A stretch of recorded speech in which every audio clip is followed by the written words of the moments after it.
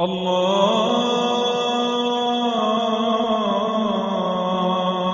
أكبر الله أكبر بسم الله الرحمن الرحيم۔ السلام علیکم دوستو، ویڈیو دیکھنے سے پہلے ہمارے اس چینل کو سبسکرائب کر لیں اور نیچے موجود بیل آئیکن کو ضرور کلک کر لیں تاکہ ہماری ویڈیوز باقاعدگی سے آپ کے پاس پہنچتی رہیں۔ إن الحمد لله نحمده ونستعينه ونستغفره ونعوذ بالله من شرور أنفسنا ومن سيئات أعمالنا، من يهده الله فلا مضل له ومن يضلل فلا هادي له، وأشهد أن لا إله إلا الله وحده لا شريك له، وأشهد أن محمدا عبده ورسوله، من يطع الله ورسوله فقد رشد واهتدى، ومن يعص الله ورسوله فقد ضل وغوى، ولا يضر الله شيئا. أما بعد فإن خير الحديث كتاب الله، وخير الهدي هدي محمد صلى الله تعالى عليه وآله وسلم، وشر الأمور محدثاتها، وكل محدثة بدعة، وكل بدعة ضلالة، وكل ضلالة في النار. اللهم صل على محمد وعلى آل محمد كما صليت على إبراهيم وعلى آل إبراهيم إنك حميد مجيد. اللهم بارك على محمد وعلى آل محمد كما باركت على إبراهيم وعلى آل إبراهيم إنك حميد مجيد. يا أيها الذين آمنوا اتقوا الله حق تقاته ولا تموتن إلا وأنتم مسلمون. يا أيها الناس اتقوا ربكم الذي خلقكم من نفس واحدة وخلق منها زوجها وبث منهما رجالا كثيرا ونساء، واتقوا الله الذي تساءلون به والأرحام إن الله كان عليكم رقيبا. يا أيها الذين آمنوا اتقوا الله وقولوا قولا سديدا يصلح لكم أعمالكم ويغفر لكم ذنوبكم، ومن يطع الله ورسوله فقد فاز فوزا عظيما. أما بعد فأعوذ بالله العظيم وبوجهه الكريم وسلطانه القديم من الشيطان الرجيم، من همزه ونفخه ونفثه. بسم الله الرحمن الرحيم. إن للمتقين مفازا، حدائق وأعنابا وكواعب أترابا وكأسا دهاقا، لا يسمعون فيها لغوا ولا كذابا، جزاء من ربك عطاء حسابا. سبحانك لا علم لنا إلا ما علمتنا إنك أنت العليم الحكيم. رب اشرح لي صدري ويسر لي أمري واحلل عقدة من لساني يفقه قولي. رب زدني علما، رب زدني علما، رب زدني علما. اللهم إنا نسألك علما نافعا ورزقا طيبا وعملا متقبلا. اللهم أصلح لنا ديننا الذي هو عصمة أمرنا، وأصلح لنا دنيانا التي فيها معاشنا، وأصلح لنا آخرتنا التي فيها معادنا، واجعل الحياة زيادة لنا في كل خير، واجعل الموت راحة لنا من كل شر برحمتك يا أرحم الراحمين. معزز سامعین گرامی قدر و معزز و مکرم سامعات، قرآن و حدیث کا مطالعہ کرنے پر یہ بات واضح ہوتی ہے کہ اللہ تبارک و تعالیٰ کا فضل بہت ہی واسع ہے، وسیع ہے. اللہ ذو الجلال والاکرام کی رحمت بہت ہی وسیع ہے. چنانچہ اللہ تبارک و تعالیٰ نے اپنے مؤمن، متقی، پرہیزگار، مطیع، فرما بردار اور وفادار بندوں سے جنت کا وعدہ کیا ہے. دنیا میں بھی ان کے لیے پرسکون زندگی کا وعدہ ہے، اور آخرت میں بھی اللہ تبارک و تعالی نے ان کے لیے بیش بہا انعامات تیار کر رکھے ہیں. چنانچہ احادیث مبارکہ کا مطالعہ کرنے سے یہ بات واضح ہوتی ہے کہ سب سے آخر میں جنت میں داخل ہونے والے شخص کو اللہ ذو الجلال والاکرام دنیا کے بادشاہ کی بادشاہت کے برابر 5 گنا عطا فرمائیں گے. پھر اللہ تبارک و تعالی بندے سے کہیں گے کہ مانگ۔ بندہ مانگتا چلا جائے گا، مانگتا چلا جائے گا، مانگتا چلا جائے گا، اور اللہ رب العالمین اسے نوازتے چلے جائیں گے، نوازتے چلے جائیں گے، نوازتے چلے جائیں گے۔ جب بندے کی مانگ ختم ہو جائے گی تو اللہ احکم الحاکمین ارحم الراحمین ذو الجلال والاکرام خود بندے سے کہیں گے کہ اے میرے بندے، کیا تجھے فلاں چیز نہیں چاہیے؟ کیا تجھے فلاں چیز نہیں چاہیے؟ کیا تجھے فلاں چیز نہیں چاہیے؟ بندہ کہے گا جی ہاں یا اللہ مجھے چاہیے، تو اللہ تبارک و تعالیٰ اسے وہ سب کچھ بھی عطا فرما دیں گے۔ 5 گنا دنیا کے برابر پہلے دیا، جو بندے نے مانگا اللہ عز و جل نے وہ دیا، جو اللہ تبارک و تعالی نے یاد کروایا اللہ رب العالمین نے اسے وہ بھی دے دیا، اور یہ سب کچھ دے دینے کے بعد اللہ تبارک و تعالی اس آخری جنتی سے یہ کہیں گے کہ ہم نے یہ سب کچھ تجھے دیا، لَكَ ذَلِكَ وَعَشْرَةُ أَمْثَالِهِ، ہم نے یہ سب کچھ تجھے دیا اور اس کے برابر 10 گنا اور عطا کیا۔ یہ آخری جنتی ہے، اس سے ہم اللہ تبارک و تعالیٰ کے فضل کا، اللہ کی رحمت کا اندازہ لگا سکتے ہیں۔ اللہ رب العالمین کے وعدے حق اور سچ ہیں۔ پھر جب جنتی جنت میں داخل ہو جائیں گے تو ایک اعلان کرنے والا اعلان کرے گا، یا اہل الجنہ، اے جنتیوں۔ تمام جنتی اس کی جانب متوجہ ہو جائیں گے تو وہ کہے گا، ان لکم ان تحیوا فلا تموتوا ابدا، جنتیوں تم جنت میں ہمیشہ زندہ رہو گے، تمہیں کبھی موت نہیں آئے گی۔ وَإِنَّ لَكُمْ أَن تَشِبُّوا فَلَا تَهْرَمُوا أَبَدًا، تم ہمیشہ جنت میں جوان رہو گے، کبھی بوڑھے نہیں ہوگے۔ دنیا میں دیکھ لیجئے انسان کتنا ہی کیوں نہ صحت مند ہو، جوان ہو، بڑھاپا آ کے رہتا ہے۔ یہ اللہ تبارک و تعالیٰ کا نظام ہے، اس سے کسی کو مفر نہیں ہے، کوئی اس سے اپنا پیچھا نہیں چھوڑا سکتا۔ لیکن جنتیوں کو کتنی بڑی بڑی خوشخبریاں سنائی جا رہی ہیں اور کتنے بڑے بڑے انعامات اکرامات سے نوازا جا رہا ہے۔ وَإِنَّ لَكُمْ أَن تَنْعَمُوا فَلَا تَبْأَسُوا أَبَدًا، جو نعمتیں جنت میں تمہیں دی گئی ہیں وہ ہمیشہ کے لیے دی گئی ہیں، تم سے کبھی واپس نہیں لی جائیں گی۔ وَإِنَّ لَكُمْ أَن تَصِحُّوا فَلَا تَسْقَمُوا أَبَدًا، جنتیوں تم ہمیشہ تندرست رہو گے، کبھی بیمار نہیں ہوگے۔ دنیا میں انسان اگر تندرست ہے تو اللہ تبارک و تعالی نے بیماری بھی رکھی ہے، اور انسان خائف رہتا ہے نہ جانے کس وقت کون سی بیماری میرے اوپر حملہ آور ہو جائے۔ لیکن جنت میں اللہ تبارک و تعالی یہ سارے انعامات اپنے مؤمن، متقی، پرہیزگار، وفادار، فرمانبردار بندوں کو دیں گے۔ دعا ہے کہ اللہ ذو الجلال والاکرام ہمیں بھی اپنی خاص رحمت سے انہی میں شامل فرما دے۔ اللہ تبارک و تعالی ہمیں توفیق دے، جب تک زندہ ہیں، دل دھڑک رہا ہے، سانس آ رہا ہے، جا رہا ہے، ہم اس بات کی تگ و دو میں لگے رہیں کہ اللہ راضی ہو جائے، اللہ راضی ہو جائے، اللہ راضی ہو جائے، تاکہ ہم جہنم کی آگ سے بچ جائیں اور جنت الفردوس میں انشاءاللہ ہم داخل کر دیے جائیں۔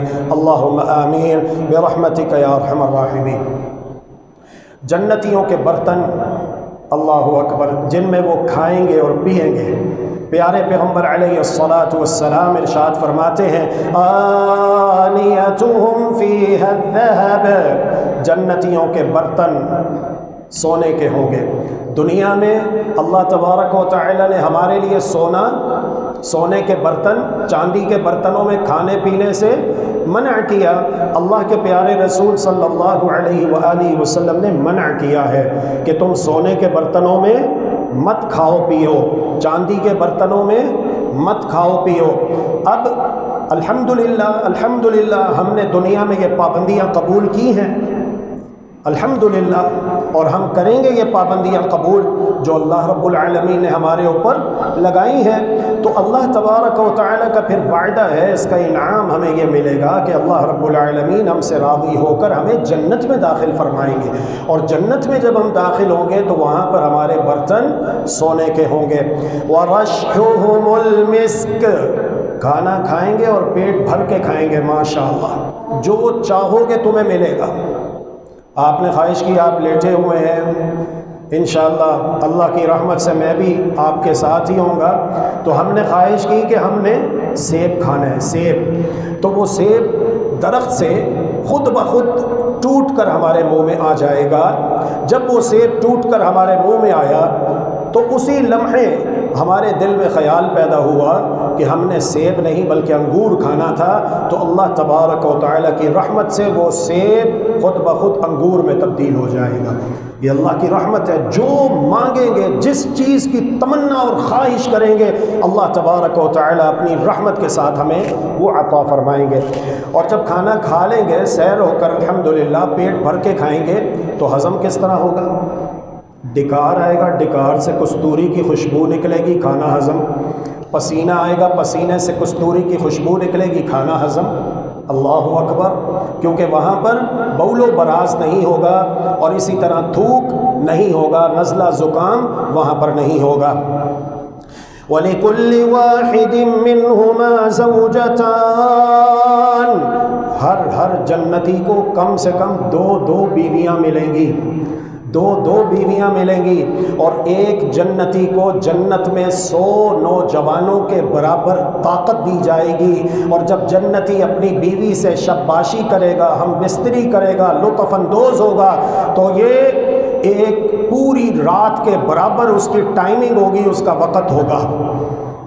और फिर जब दूसरी बीवी के पास जाएगा तो जितना सुरूर, लद्दत और लुत्फ़ उससे पहली बीवी से हासिल हुआ, उससे कहीं ज़्यादा लुत्फ़ उसे जन्नत में दूसरी बीवी से हासिल होगा। हर मर्तबा एक नया टेस्ट होगा, एक नया लुत्फ़ होगा।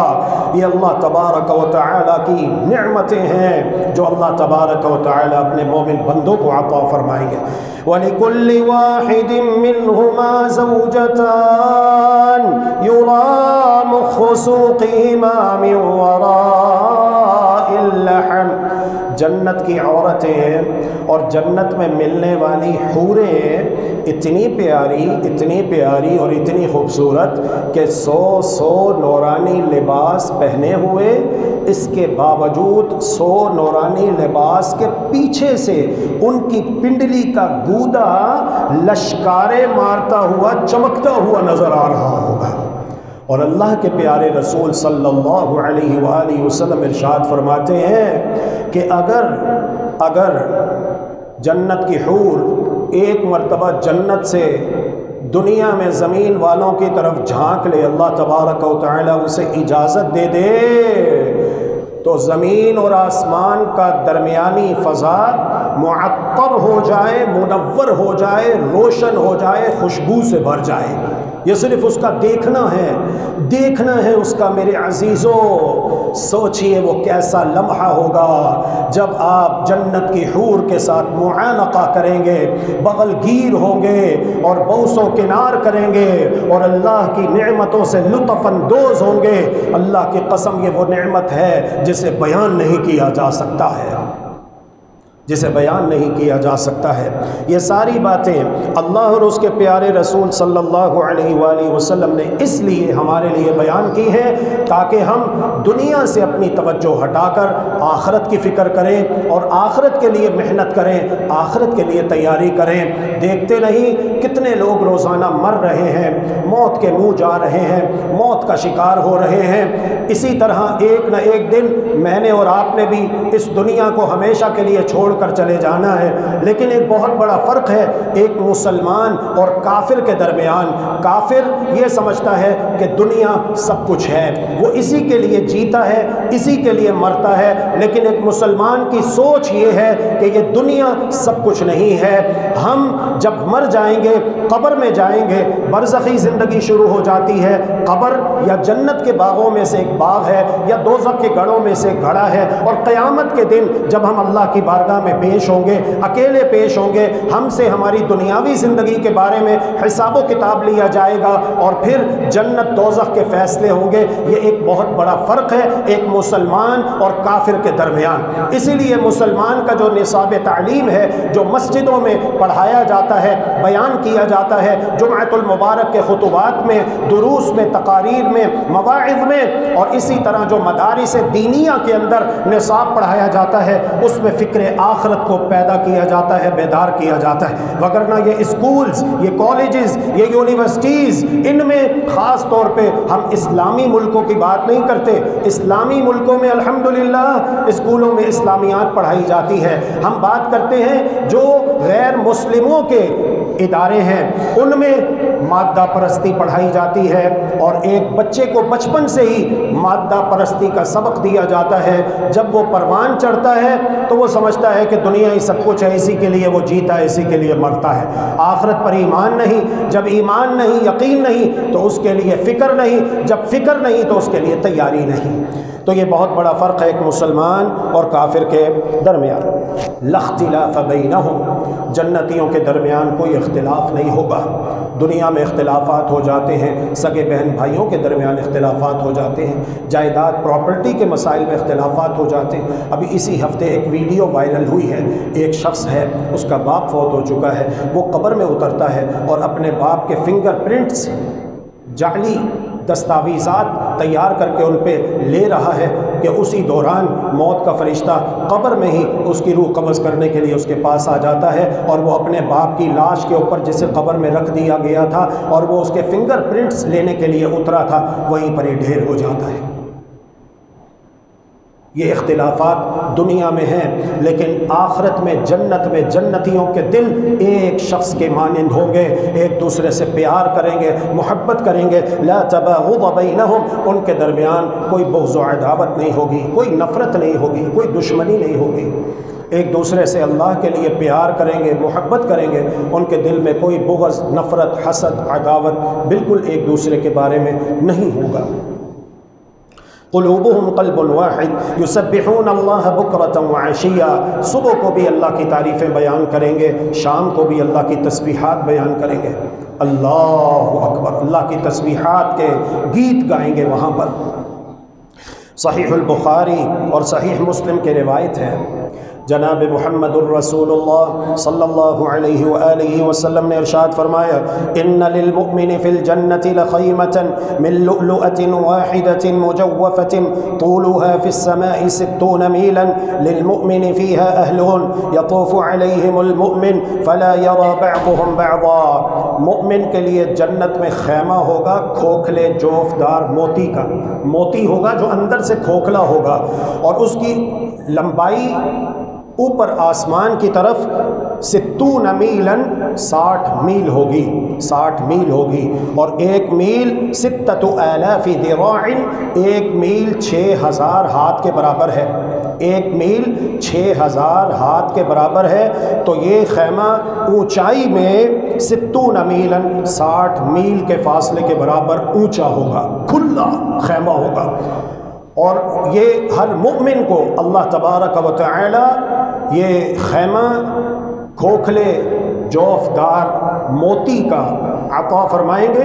مومن کے اس میں گھر والے ہوں گے، مومن اپنی بیویوں کے پاس جائے گا، ازدواجی تعلقات قائم ہوں گے اور ان سے لطف اندوز ہوگا، اور وہ خیمے اس طرح کے ہوں گے کہ اندر سے باہر کے مناظر نظر آئیں گے لیکن باہر سے اندر کا منظر نظر نہیں آ سکے گا، اس قسم کے وہ خیمے ہیں۔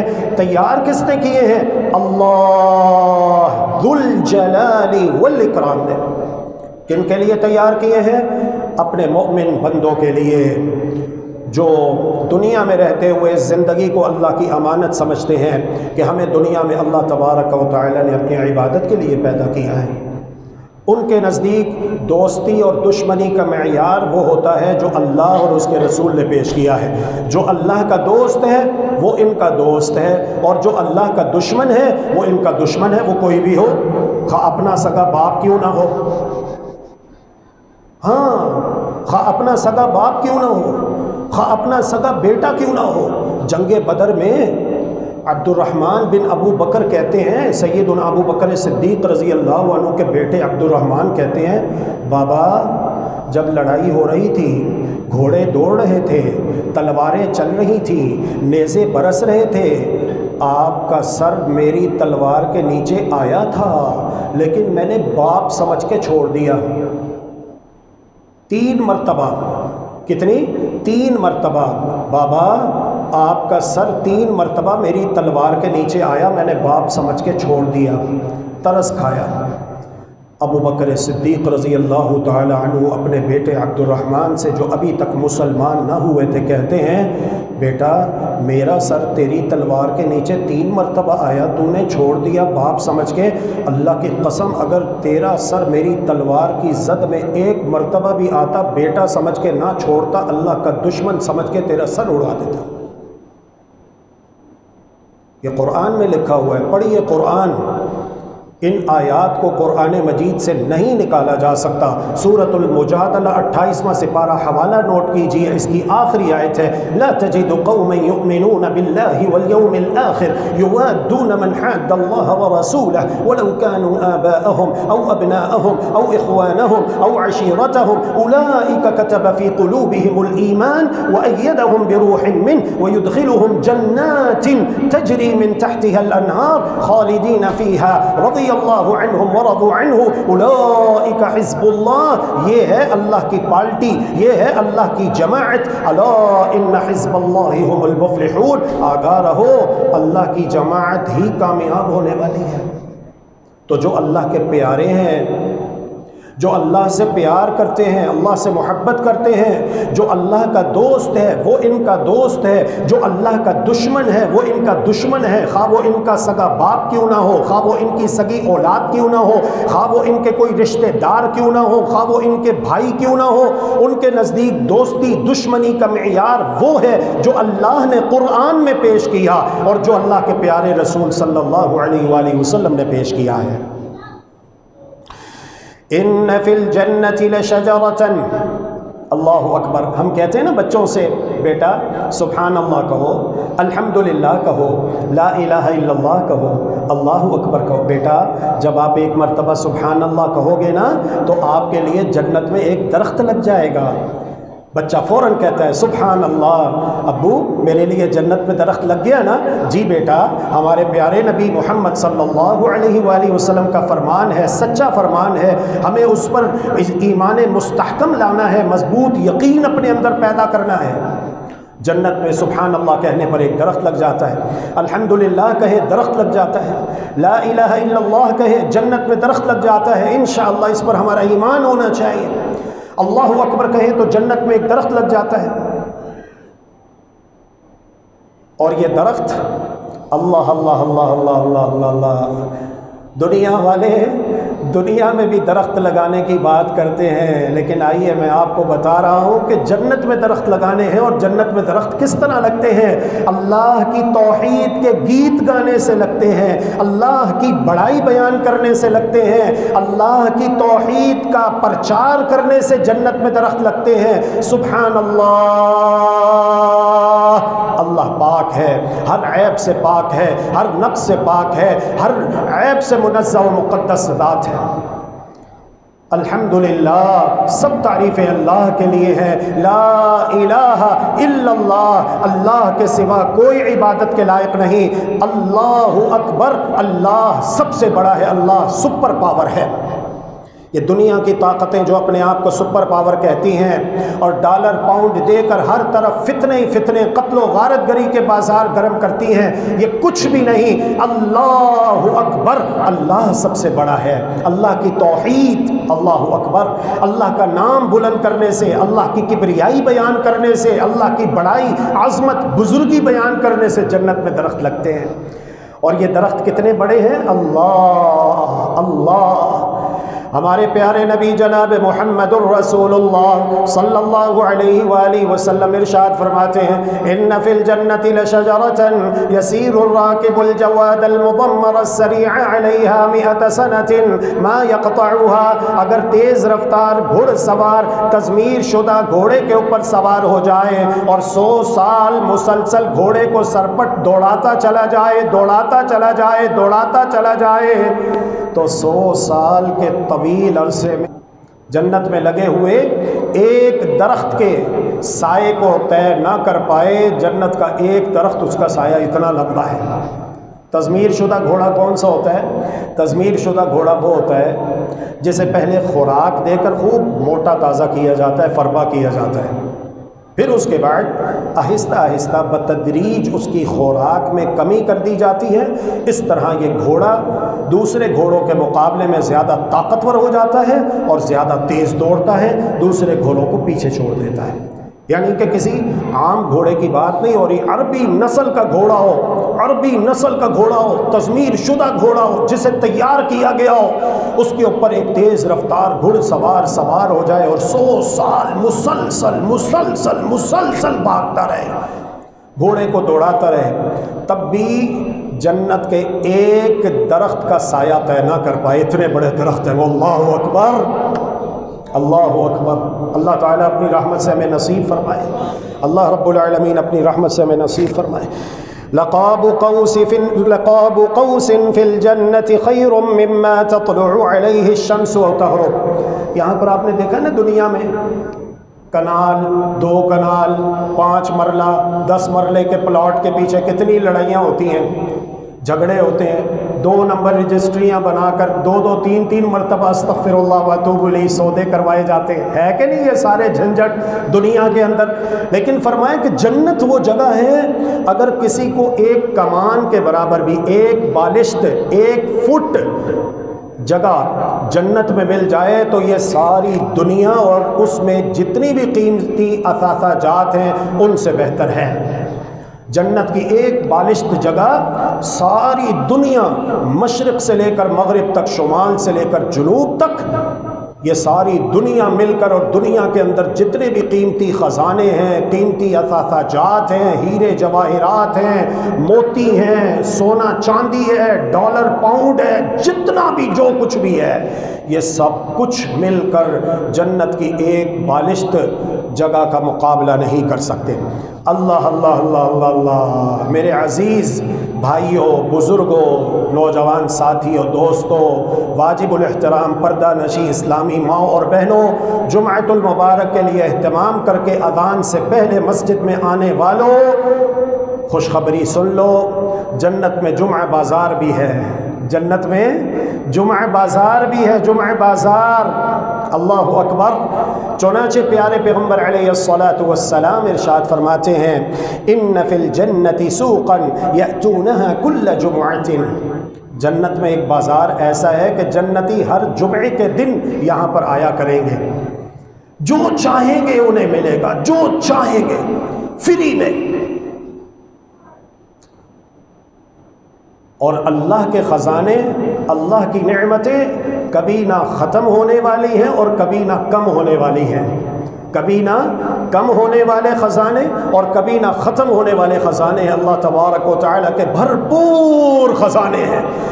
اللہ رب العالمین تو وہ ہے کہ جناب محمد الرسول اللہ صلی اللہ علیہ وآلہ وسلم نے ارشاد فرمایا، اللہ ذو الجلال والاکرام ارشاد فرماتے ہیں یا عبادی لو ان اولکم وآخرکم وانسکم وجنکم قاموا فی صعید واحد فسألونی فاعطیت کل واحد مسألته ما نقص ذلك مما عندی الا كما ينقص المخيط اذا ادخل البحر۔ اے میرے بندو، اگر تمہارے اول و آخر، تمہارے جن و بشر سب کے سب ایک چٹیل میدان میں جمع ہو جائیں اور ہر ایک اپنی اپنی مانگ، اپنی اپنی تمنا، آرزو، خواہش میرے سامنے پیش کرتا چلا جائے اور میں اللہ تبارک و تعالی ہر ایک کو اس کی ڈیمانڈ کے مطابق دیتا چلا جاؤں، دیتا چلا جاؤں، دیتا چلا جاؤں، تو ہر ایک کو اس کی تمنا، خواہش اور آرزو کے مطابق دے دینے کے بعد میرے خزانوں میں اتنی سی بھی کمی واقع نہیں ہوگی جتنی جتنی کمی سوئی کو سمندر میں ڈبو کر نکالنے سے واقع ہو جاتی ہے۔ جب آپ سوئی کو سمندر میں ڈبوتے ہیں اور نکالتے ہیں، ایک قطرہ کم ہو گیا، بالآخر یہ ایک قطرہ بھی سمندر میں واپس چلا جاتا ہے، لیکن اس ایک قطرے کی سمندر کے مقابلے میں کیا حیثیت ہے؟ فرمایا اللہ تبارک و تعالی فرماتے ہیں کہ میرے خزانے اتنے بھرپور خزانے ہیں کہ میں ہر ایک کو اس کی تمنا، خواہش اور آرزو کے مطابق دے دوں، پھر بھی میرے خزانوں میں اتنی سی بھی کمی واقع نہیں ہوگی جتنی کمی سوئی کو سمندر میں ڈبو کر نکالنے سے واقع ہو جاتی ہے، اتنی بھی کمی واقع نہیں ہوگی۔ تو جمعہ بازار ہوگا، جنتی آئیں گے وہاں پر، اللہ اکبر، جو چاہیں گے وہ لیں گے، اور جب وہ آ رہے ہوں گے فتحثو فی فتحب ریح الشمال، شمال کی جانب سے ایک ہوا چلے گی جو ان کے بدن میں اور ان کے لباس میں خوشبو بکھیر دے گی، وہ پہلے سے زیادہ خوشبودار ہو جائیں گے۔ سر آپ جمعے کے لیے نہا دھو کر آئے، ماشاءاللہ، پسینے سے، بدبو سے اپنے جسم کو، بدن کو پاک کیا، صاف کیا، باڈی اسپرے لگایا، پرفیوم لگایا، خوشبو لگائی، بن ٹھن کے الحمدللہ آپ تیار ہو کر سج دھج کے آئے کہ میں مسجد جا رہا ہوں جمعہ پڑھنے کے لیے۔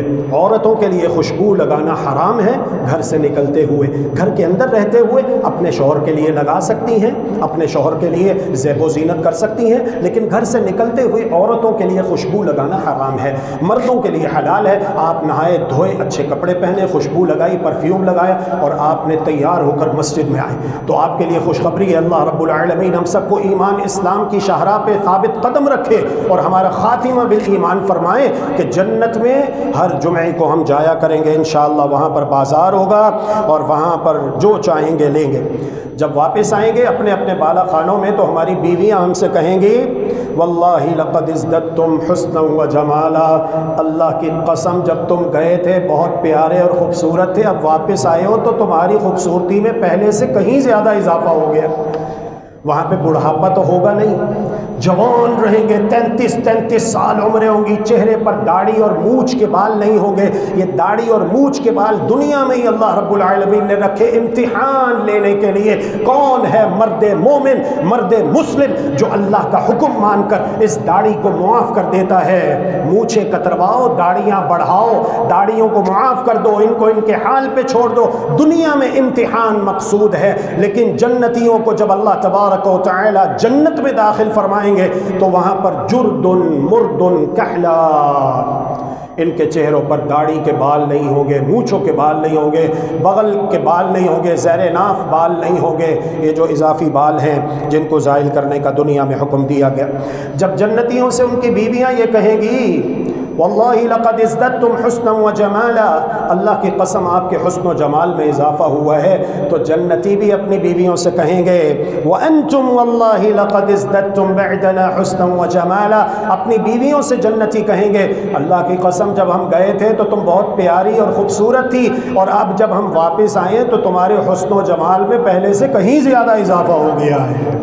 پیار ہی پیار ہے، محبتیں ہی محبتیں، امن ہی امن ہے، اور اللہ تبارک و تعالی غفور الرحیم پروردگار ہے، اس کی تسبیحات صبح و شام بیان کرتے رہیں گے۔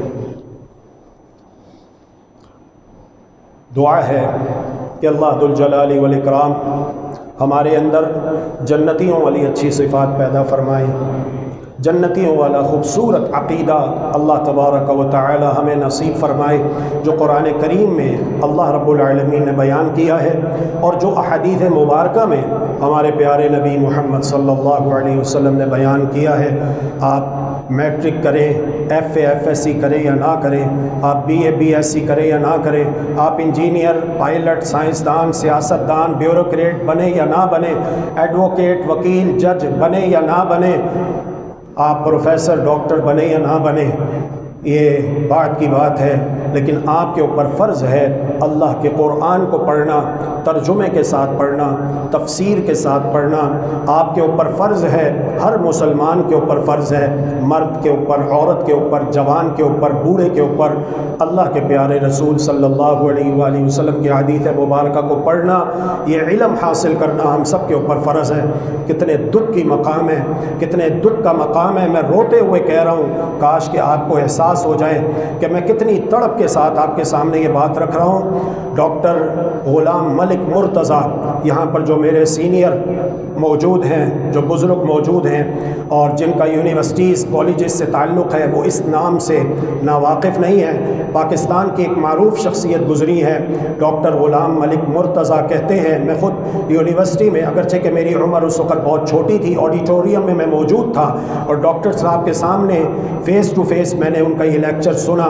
کہتے ہیں کہ میں نے پورے ملک پاکستان کا وزٹ کیا ہے، کراچی سے لے کر خیبر تک میں تقریباً ہر کالج اور یونیورسٹی میں گیا ہوں، اس نتیجے پر پہنچا ہوں کہ ہماری یونیورسٹیز کالجز کے 70% پروفیسرز حضرات ایسے ہیں جن بیچاروں کو دیکھ کر سورہ فاتحہ صحیح تلفظ اور مخارج کے ساتھ پڑھنی نہیں آتی۔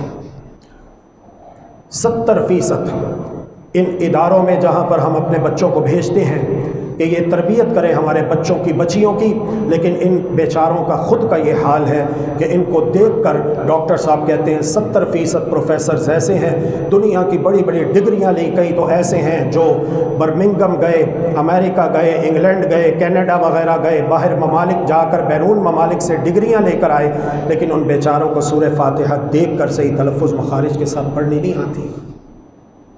اور 30% ہیں جن کو پڑھنی آتی ہے لیکن ان کو ترجمہ بھی نہیں آتا۔ بہت تھوڑے ہیں، 2% یا 3% جن کو پڑھنی آتی ہے سورہ فاتحہ دیکھ کر صحیح تلفظ اور مخارج کے ساتھ، اور اس کا ترجمہ بھی آتا ہے۔ تو اللہ کے لیے وقت بہت تھوڑا ہے، زندگی بہت گزر چکی، آگے پتہ نہیں کتنی باقی ہے۔ اس بات کا عزم کیجئے کہ انشاءاللہ ہم نے سب سے پہلے قرآن مجید ناظرہ پڑھنا ہے اور اپنا تلفظ مخارج بہتر کرنے ہیں، اور دوسرے نمبر پہ ترجمہ ہے، تفسیر ہے۔ آج کے دور میں الحمدللہ بہت آسانیاں ہو گئی ہیں، علم کے وسائل بہت آسان ہو چکے ہیں، ہمیں ان سے بھرپور فائدہ حاصل کرنا چاہیے۔ احادیث مبارکہ ہے، الحمدللہ بہت آسان ہو گیا علم حاصل کرنا، تو ہمیں ضرور علم حاصل کرنا ہے، اس سے پیچھے نہیں رہنا، تاکہ ہماری دنیا بہتر ہو جائے، ہماری آخرت بہتر ہو جائے۔ علم کی روشنی میں زندگی گزاریں اور اپنے آپ کو جہالت کے اندھیروں سے بچائیں۔ جہالت کی زندگی، اندھیروں والی زندگی یہ کوئی زندگی ہے؟ اصل زندگی علم کی روشنی میں گزاری جانے والی۔ اللہ تبارک و تعالی ہم سب کو قرآن و حدیث کا علم حاصل کرنے کی توفیق عطا فرمائے اور اس کا فہم سلف صالحین کے منہج پر ہمیں نصیب فرمائے۔ وآخر دعوانا ان الحمد للہ رب العالمین۔ الرحمن الرحیم، الحمد للہ والصلاة والسلام علی رسول اللہ وعلی آلہ وصحبہ ومن والاه وبعد۔ آئندہ جمعۃ المبارک انشاءاللہ باذن اللہ عز و جل ہم یہ بات بیان کریں گے کہ وہ کون خوش نصیب ہیں جنہیں اللہ تبارک و تعالی جنت میں داخل فرمائیں گے، اور صرف داخل ہی نہیں فرمائیں گے بلکہ جنت میں بغیر حساب اور عذاب انہیں جنت میں داخل کیا جائے گا۔ کیا ہم سب یہ نہیں چاہتے کہ اللہ تبارک و تعالی ہمیں بھی جنت میں بغیر کسی حساب اور عذاب کے داخل کر دے؟ ہم میں سے کون ہے جو یہ نہیں چاہتا؟ ہم سب یہ چاہتے ہیں۔ تو جب الحمدللہ ہماری یہ خواہش ہے تو ہمیں علم حاصل کرنا چاہیے۔ آپ نے انشاءاللہ وقت کی پابندی کرنی ہے اور اپنی مصروفیات سے وقت نکالنا ہے۔ یہ زندگی اللہ رب العزت نے ہمیں دی ہے، وقت اللہ تبارک و تعالیٰ کی ایک نعمت ہے، اس سے فائدہ حاصل کرنا چاہیے۔ تو جب اللہ کی عبادت کا وقت ہو تو ہمیں دنیا کا کوئی اور کام نہیں کرنا چاہیے۔ اللہ رب العالمین قرآن کریم میں حکم دیتے ہوئے ہمیں مخاطب کر کے کہتے ہیں، یا ایھا الذین آمنوا، اے ایمان کا دعویٰ کرنے والوں، میں تم سے بات کر رہا ہوں، میں تم سے مخاطب ہوں، یہ حکم تمہیں دیا جا رہا ہے۔ اذا نودی للصلاۃ من یوم الجمعہ، جب جمعے کے دن اذان کہہ دی جائے، فاسعوا الی ذکر اللہ، تو تم اپنی ساری مصروفیات ترک کر کے اللہ کے ذکر کی طرف دوڑے لگا دو۔ وذروا البیع، اور اپنے بازار بند کر دو، اپنے بازار بند کر دو، اپنی دکانیں بند کر دو، خرید و فروخت بند کر دو۔ یہی وجہ ہے کہ ہر وہ لقمہ جو انسان جمعے کی اذان کے بعد کمائے گا، خود کھائے گا، اپنے بیوی بچوں کو کھلائے گا، وہ حلال کا نہیں ہوگا بلکہ حرام کا ہوگا۔ اور جس پیٹ میں لقمہ حرام چلا جائے، اللہ کے پیارے رسول صلی اللہ علیہ وآلہ وسلم ارشاد فرماتے ہیں، ایما لحم نبت من سحت فالنار اولی بہ، جس گوشت کی پرورش لقمہ حرام سے ہو، وہ گوشت جنت میں جانے کے قابل نہیں ہے، وہ جہنم کی آگ کے زیادہ لائق ہے۔ استغفر اللہ و اتوب الیہ۔ تو کیوں ہم ایسے کام کریں جن کاموں پر جہنم کی وعید بیان ہوئی ہے، جبکہ ہم سب جنت میں جانا چاہتے ہیں؟ تو ہم جنتیوں والے کام کریں اور اپنے آپ کو جہنمیوں والے عقیدے سے اور جہنمیوں والے برے کاموں سے بچائیں۔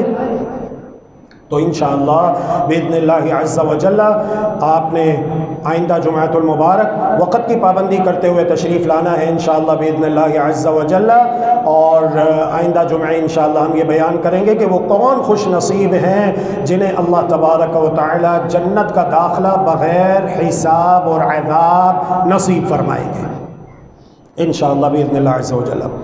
باقی یہ ہے کہ جو آپ کے سوالات ہوتے ہیں آپ لکھ کے لے آیا کریں، مجھ تک پہنچا دیا کریں، جمعے سے پہلے یہاں پرچی رکھ دیا کریں، اور جس سوال کا جواب مجھے آتا ہوا قرآن حدیث کی روشنی میں آپ کو بتا دیا کروں گا، اور جو ذرا تحقیق طلب مسئلہ ہوا تو اس کی تحقیق کر کے آئندہ جمعہ انشاءاللہ بتا دیا کروں گا انشاءاللہ بإذن اللہ عز و جل۔ اور اگر آپ جمعے کے بعد کوئی سوال پوچھنا چاہتے ہیں، ضروری ہے اور واقعی اس سوال کا جواب آپ کے لیے از حد مفید ہے، ضروری ہے، تو آپ پوچھ سکتے ہیں، کوئی حرج کی بات نہیں ہے انشاءاللہ۔ سوال مختصر ہو، کیونکہ آپ اکیلے نہیں ہوتے، اور بھی دوست ہیں، ساتھی ہیں، بزرگ ہیں، ان کا بھی حق بنتا ہے، تو ایسا نہیں ہونا چاہیے کہ آپ اکیلے ہی سارا ٹائم لے جائیں اور دوسروں کا آپ نظر انداز کر دیں۔ مختصر سوال ہو اور مختصر جواب انشاءاللہ جو ضروری ہے وہ آپ کو دے دیا جائے گا۔ ہمارے ایک دوست نے مسئلہ پوچھا، ایک ساتھی ہیں، نمازی ہیں، میں نے چاہا چلے میں جمعے کے خطبے میں آپ کو اس کا جواب دوں گا۔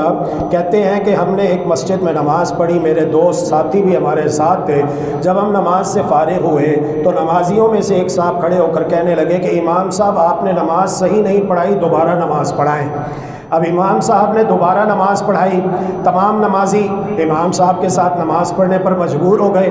جب سلام پھیرا تو ایک اور نمازی کھڑے ہو کر کہنے لگے امام صاحب آپ نے نماز صحیح نہیں پڑھائی، یہ چیز آپ نے چھوڑ دی، دوبارہ نماز پڑھائیں۔ اور یہ سچی بات ہے، کوئی لطیفہ نہیں ہے، کوئی چٹکلا نہیں ہے، کوئی جوک نہیں ہے، ہنسانے کے لیے حقیقی واقعہ ہے۔ امام صاحب نے تیسری دفعہ بھی نماز پڑھا دی۔ کہتے ہیں کہ جب انہیں تیسری دفعہ سلام پھیرنا تو میں نے اپنے دو دوست سے کہا، اپنے ساتھی سے کہا جلدی کرو، دوڑ لگا دو، نکلو مسجد سے، کہیں ایسا نہ ہو کہ کوئی اور شخص کھڑا ہو کر کہہ دے کہ امام صاحب آپ نے نماز صحیح نہیں پڑھائی تو نماز پڑھائیں، تو امام صاحب چوتھی دفعہ نماز پڑھانے لگ جائیں۔ یہ نتیجہ ہے کم علمی کا نتیجہ ہے، وگرنہ اگر علم ہو تو پھر کوئی ایسا مسئلہ نہیں ہوتا۔ میں خود ایک مرتبہ ایک مسجد میں نے نماز عشاء پڑھی، امام صاحب نے تشہد لمبا کر دیا، دوسرا آخری تشہد، ہم سوچ رہے تھے کہ امام صاحب سلام پھیریں گے، انہوں نے سلام نہیں پھیرا بلکہ 5ویں رکعت کے لیے کھڑے ہو گئے، اور 5ویں رکعت کے لیے جب کھڑے ہوئے تو اونچی آواز سے سورہ فاتحہ پڑھی، اور اس کے بعد اذا السماء انفطرت سورت کی تلاوت کی۔ پھر 5ویں کے بعد 6ٹھی رکعت بھی میں نے خود پڑھی ہے۔ اب 6 رکعتیں پڑھائیں، ہم ڈر رہے تھے کہ کہیں امام صاحب تیسرے تشہد کے بعد نماز عشاء میں کہیں 7ویں رکعت کے لیے نہ کھڑے ہو جائیں، لیکن اللہ کا شکر ہے، اللہ تعالیٰ نے کرم فرمایا، بچت ہو گئی کہ امام صاحب نے سلام پھیر دی اور آخر میں 2 سجدے کروائے۔ نمازی ہنس ہنس کے پیٹ میں درد ہو گئی، کیا ہو گیا زندگی میں۔ مسئلہ معلوم ہونا چاہیے، اسی لیے ہم کہتے ہیں انتظامیہ کسی بھی امام کو مستقل امام رکھنے سے پہلے علماء کرام کا ایک پینل بٹھائے، وہ علماء کرام ان کا انٹرویو لیں، ان سے سوالات کریں کہ کیا یہ بندہ امامت کے اہل ہے بھی یا نہیں۔ باوجود اس کے کہ مدینہ منورہ میں الحمدللہ میں ممبر تھا جمعیہ خیریہ لتحفیظ القرآن الکریم کا، پورا سال وہاں پر ہم الحمدللہ درس و تدریس کے شعبے سے وابستہ رہتے۔ مسجد نبوی میں الحمدللہ ہمارے لیکچرز ہوتے، لیکچر کے بعد سوالات جوابات کی نشست ہوتی الحمدللہ۔ اس کے باوجود جب رمضان آتا تو باقاعدہ اوقاف کی طرف سے ہمیں بلایا جاتا، حالانکہ ہم ممبر ہیں اس کے، لیکن ہمیں بلایا جاتا اور ہمارا بھی انٹرویو لیا جاتا۔ 100 میں سے 98 99 97 الحمدللہ نمبر آتے اور مسائل پوچھتے، کیا واقعی ہم اس بات کے اہل ہیں؟ حالانکہ ہم انٹرنیشنل اسلامک یونیورسٹی میں پڑھتے بھی تھے، لیکن وہ کہتے ہیں نہیں، نظام سب کے لیے ہے، انٹرویو ہر ایک کا لیا جائے گا، جو انٹرویو میں پاس ہوگا اسے نماز تراویح پڑھانے کے لیے مسجد دی جائے گی۔ تو اس طرح الحمدللہ مدینہ منورہ میں بھی اللہ کا فضل ہے، اس کی رحمت ہے، ہمارا بہت اچھا وقت گزرا، تراویحاں بھی رمضان میں پڑھاتے رہے الحمدللہ، لیکن انٹرویو ہوتا تھا۔ تو اسی طرح مسجد کی انتظامیہ کو چاہیے کسی شخص کو اگر وہ آتے ہیں ان کو مستقل امام مقرر کرنے سے پہلے علماء کرام کا ایک پینل بٹھایا جائے اور وہ ان کا انٹرویو لیں، ان کا حفظ چیک کریں، ان کی تجوید چیک کریں، کیا وہ دین کے فقہ کے احکام و مسائل سے خاص طور پہ جو نماز سے متعلقہ ہیں واقف بھی ہیں کہ نہیں ہیں۔ تو مسئلہ انشاءاللہ کیا ہے یہ میں آئندہ جمعۃ المبارک انشاءاللہ بیان کروں گا کہ اگر کبھی ایسا ہو جائے تو کیا امام کو نماز مکمل لوٹانی چاہیے یا کیا کرنا چاہیے، کیونکہ ابھی وقت مکمل ہو چکا ہے، اسی لیے اسی پر اکتفا کرتے ہیں۔ مسئلہ انشاءاللہ آئندہ جمعہ بیان کریں گے۔ اللہ تبارک و تعالی ہم سب کا حامی و ناصر ہو اور اللہ رب العالمین ہم سب سے راضی ہو۔ ان اللہ وملائکتہ یصلون علی النبی یا ایھا الذین آمنوا صلوا علیہ وسلموا تسلیما۔ اللهم صل على محمد وعلى آل محمد كما صليت على إبراهيم وعلى آل إبراهيم إنك حميد مجيد۔ اللهم بارك على محمد وعلى آل محمد كما باركت على إبراهيم وعلى آل إبراهيم إنك حميد مجيد۔ اللهم أعز الإسلام والمسلمين وأذل الشرك والمشركين ودمر على أعدائك أعداء الدين۔ دعا اور آمین کہیں سارے۔ اللهم اشف مرضانا ومرضى المسلمين، اللهم اشفنا بشفائك وداونا بدوائك وعافنا من بلائك يا ارحم الراحمين۔ اللهم عافنا في ابداننا، اللهم عافنا في اسماعنا، اللهم عافنا في ابصارنا، لا اله الا انت۔ اللهم انا نعوذ بك من الكفر والفقر ونعوذ بك من عذاب القبر، لا الہ الا انت۔ رانا شیر دل صاحب کے لیے دعا کریں، اللہ رب العالمین ان کو اپنی رحمت سے شفائے کاملہ عاجلہ عطا فرمائے۔ اسی طرح ہماری مسجد کے نمازی جناب محترم مجاہد علی صاحب وہ انتقال کر گئے ہیں، اللہ تبارک و تعالیٰ ان کی قبر کو منور فرمائے۔ جتنے بھی مؤمن موحد اس دنیا سے ایمان اسلام کی حالت میں رخصت ہو چکے ہیں، اللہ تبارک و تعالیٰ جنت الفردوس میں ان کے درجات بلند فرمائے۔ ہم جو پیچھے رہ گئے ہیں، اللہ رب العالمین ہمیں ایمان اسلام پر سعادت والی زندگی اور موت اپنی خاص رحمت سے نصیب فرمائے۔ اللہ رب العالمین ہم سب کی خالی جھولیاں دنیا و آخرت کی بھلائیوں سے بھر دے۔ اللہ رب العالمین ہمارے والدین پر رحم و کرم فرمائے، جس طرح انہوں نے بچپن میں احسن انداز سے ہماری تربیت کی ہے، اللہ تبارک و تعالی ہمارے اہل عیال کو ہمارے لیے صدقہ جاریہ اور آنکھوں کی ٹھنڈک بنائے۔ ربنا آتنا فی الدنیا حسنہ وفی الآخرۃ حسنۃ وقنا عذاب النار۔ سبحان ربک رب العزۃ عما یصفون وسلام علی المرسلین والحمد للہ رب العالمین۔